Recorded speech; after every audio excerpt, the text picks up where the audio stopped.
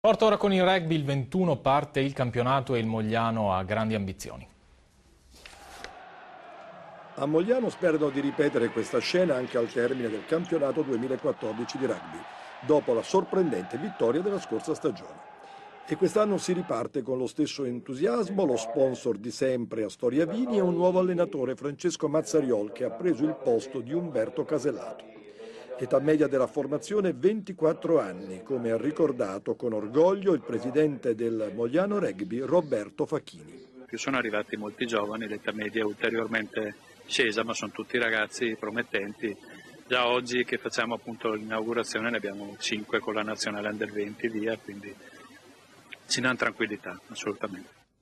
Il capitano Edoardo Candiago non guarda indietro, ma già pensa alle mischie prossime venture del campionato e delle coppe. Ogni partita sarà la più importante perché bisogna vincerle, sicuramente quasi tutte in casa, e andare a cercare di fare qualche scontro diretto, andare a vincere qualche scontro diretto in trasferta.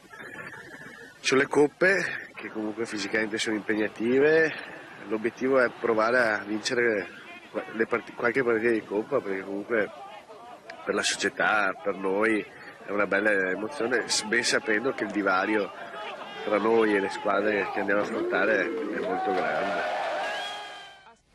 Ci fermiamo qui, ci rivediamo alle 19:35.